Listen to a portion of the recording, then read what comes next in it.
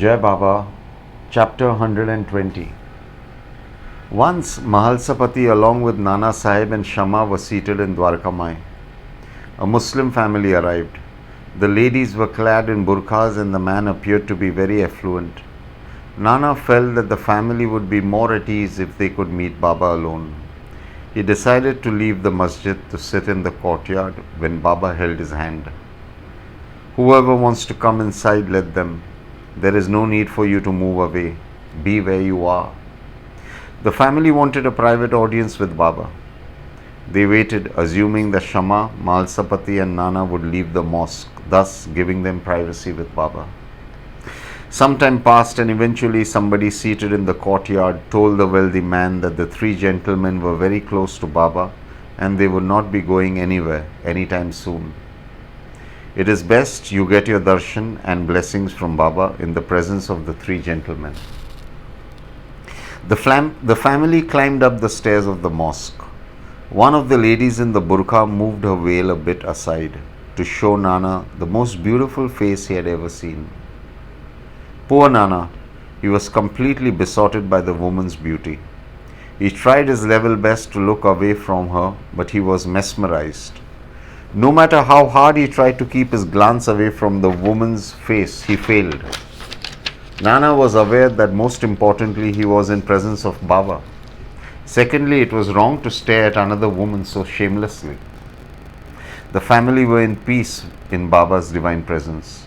They spoke with Baba, but Nana was completely transfixed by the woman's beauty.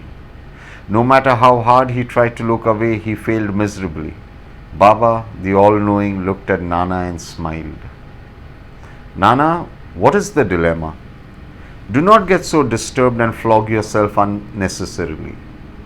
The senses do their jobs, and as long as the mind is pure, one does not interfere with the senses. Allah in His wisdom and greatness has made magnificent beauty. Beauty is meant to be admired. If the mind is clean and the heart is pure, the admiration of beauty too shows one's gratitude to Allah. All falls in place. When the front door is open, why try and creep through the window or the back door? As long as there is purity in the heart and eyes, there is nothing to be perturbed about. Nana, remember this always. When thoughts are pure and innocent, there is no dirt in the mind. Is there any reason to fear? When the mind is clean and thoughts are chaste, fear nothing and nobody. The eyes have been created to admire beauty. There is nothing wrong with the eyes appreciating the work of Allah with a pure heart. Why be embarrassed about what the eyes admire? The family paid their obeisance. Baba blessed them, gave them guidance and udi. The family left feeling blessed. They had no idea about what Baba had spoken to Nana. Shama understood that something had gone on between Baba and Nana. He was very curious to understand the meaning of Baba's words. Nana, what's going on? Not now, I shall tell you later when we move towards the Wada. After a while, Nana bowed down to Baba, took his blessings and left for the Wada. Shama, like an inquisitive child, ran after Nana. Okay, we are alone now. What was going on between Baba and you? What was all that talk about beauty and purity of mind? Were you up to mischief? What did Baba mean by saying everything falls in place? Nana was already embarrassed by his behavior. He still could not remove the woman's beautiful face from his mind. He certainly had not lost his head to the extent that he would reveal such an intimate thing to Shama. Thus he gave Shama some cock and bull story. Shama, however, was an intelligent man. He had spent many years with Baba and knew that Baba did not speak without true meaning. Shama kept pestering Nana and eventually Nana halted and revealed everything to Shama. You are a naughty goat, aren't you? Shama began to giggle. What Baba said has made such a deep impression on me.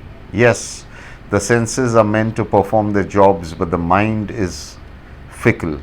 If the mind goes off track, then the senses follow, and if the senses follow, an individual can completely go wild and move away from all that which is pure and noble. Fortunately for me, I had no thoughts running in my head. I was purely captivated by her beauty, but my heart and mind were not involved.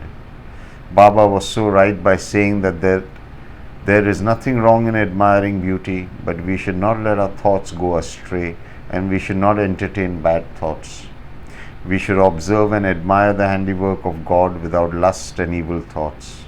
If we can only admire God's work innocently, the thoughts will automatically be directed more towards God rather than vilifying thoughts.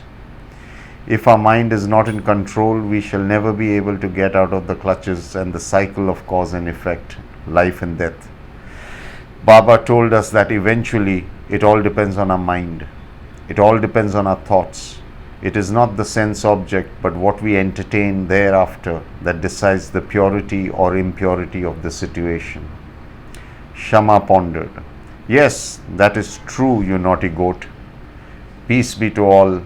Baba, bless us that we always have our thoughts in control and we always are under the control of you, my Baba." Jai Sai.